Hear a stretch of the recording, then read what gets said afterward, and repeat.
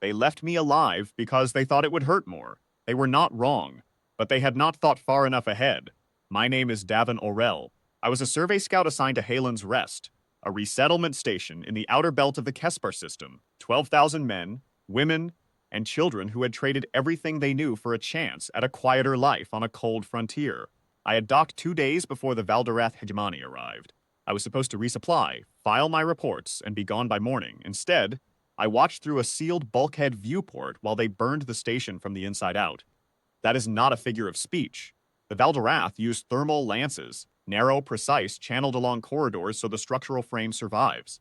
They are not trying to destroy the station. They want it standing when they leave.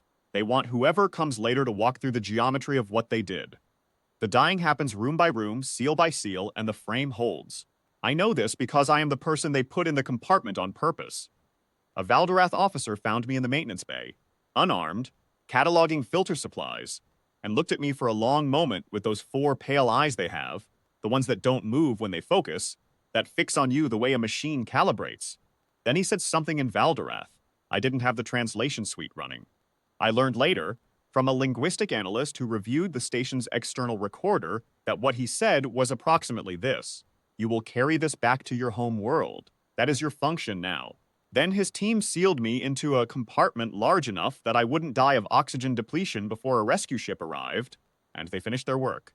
It took the Valdorath 14 hours to process Halen's Rest. I counted. I had nothing else to do. When the rescue ship from the Cerulean line found me 31 hours later, I was sitting on the floor of that compartment with my back against the bulkhead and my hands flat on my knees. The medic who came through the hatch told me afterward that I looked like I was waiting for something. She said it quietly, the way you say something that worries you about a person. She was not wrong either. I was waiting. I just hadn't yet learned exactly what I was waiting for. I gave my deposition to the Naval Intelligence Office on Castor Station. I gave it again, in full on record, to the Assembly Security Committee. I gave it a third time to Admiral Nessa Vaunt, who commanded the 2nd Reach Fleet, and who listened to the whole account without writing a single note.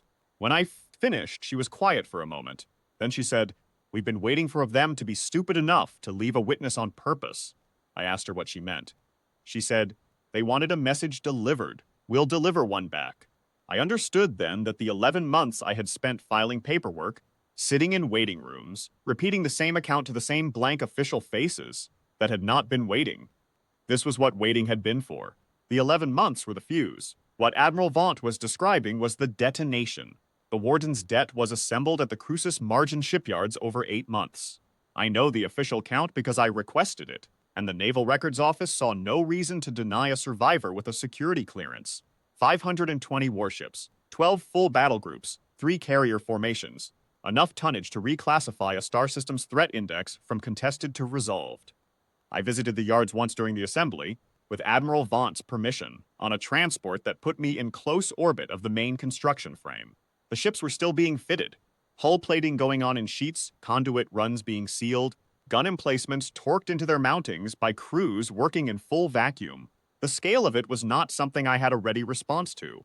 I had spent 11 months in civilian waiting rooms and committee anterooms, and those spaces had a way of making everything feel administrative, procedural, drained of weight. The yards at Crucis Margin had the opposite effect. Every hull was a decision made by someone with the authority to make it. I stood at the transport's viewport for the better part of an hour and said nothing. And the pilot, to his credit, said nothing either. 520 warships because of one station, 12,000 dead, one man sealed in a compartment as a message. They built the Warden's debt for the last part, for the message they thought they were sending. The disproportion was not incidental. It was the point. And everyone in the assembly who authorized the muster understood that. You do not answer a calculated cruelty with a measured response. You answer it in a language that has no ambiguity. Admiral Vaunt gave me a commission for the operation. Scout observer, non-combat role, assigned to the bridge of the flagship Cassian Reach. I think she did it because she understood that I had been part of the Valdorath's message, and it was appropriate for me to be part of the response. I didn't ask her reasoning. I accepted. I was standing at the forward observation station on the Cassian Reach when we came out of transit at Valdorath Prime. The Valdorath home system is old. Their star is a dim K-class orange. Their planet a high-gravity world wrapped in amber cloud bands that look almost warm from orbit. I had never seen it before. I had no reason to. It looked, in the moment we arrived, like exactly the kind of place that produces a civilization patient enough and indifferent enough to seal a man in a box and call it correspondence. Their defense fleet scrambled inside 6 minutes. I watched the contacts populate across the tactical board, 81 warships, which is a respectable force by anyone's measure, and against any other opponent might have been a serious obstacle. Against the Warden's debt, it was arithmetic. I want to be precise about this, because imprecision would be a disservice to what Admiral Vaunt built. The Valdorath defense fleet was not destroyed in a rout. It was engaged systematically, formation by formation, with the same deliberate geometry they had used on Halen's Rest. Battlegroup Marin held the outer approach. Battlegroup Tessin pressed the left flank into the gravity well. The carrier formations kept the Valdorath strike wings contained, while the main line advanced in 3 columns. It was not rage. It was construction, executed by people who had spent 8 months building something for exactly this purpose. The Valdorath fleet stopped transmitting on open channels after 4 hours. Then the Warden's debt went to work on the infrastructure. I will not pretend I felt nothing watching it. I watched every shipyard platform above Valdorath Prime go dark one by one, each strike precisely placed to destroy the facility and leave the residential zones intact. I watched the military relay network disassembled, node by node, so methodically that the Valdorath communications logs would later show each station going offline in almost exactly the same order. They had been brought online decades before, when the hegemony was building its reach. I watched 3 planetary defense installations reduced to rubble on a continent with no civilian population within 800 kilometers of any of them. The Warden's debt took 61 hours to complete its work. Every military asset, every shipyard, every relay hub, every armed vessel. We left the hospitals. We left the cities. We left the agricultural infrastructure and the water systems and the schools.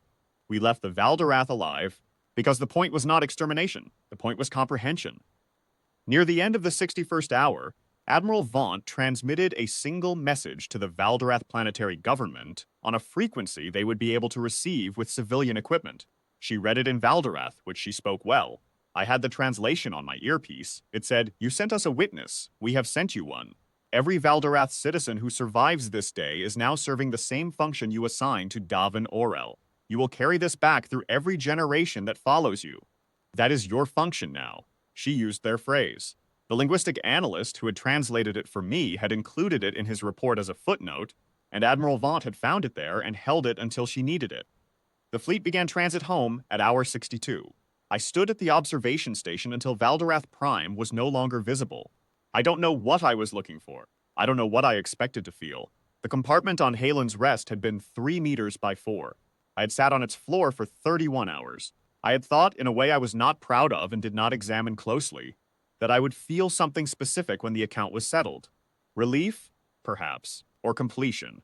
What I felt was quieter than that. It was not nothing, but it was the feeling of a debt discharged, not a wound healed, not a grief resolved, just a weight that had been held for exactly as long as it needed to be held, and was now laid down.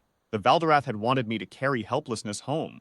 What I carried home was this: 520 warships, 61 hours, and the certainty that we do not leave debts outstanding. They thought leaving me alive was a cruelty. It was, in fact, a miscalculation, the only kind that matters. They had assumed the thing they left behind them was despair. It wasn't. It was a record, and records, in the end, always come due.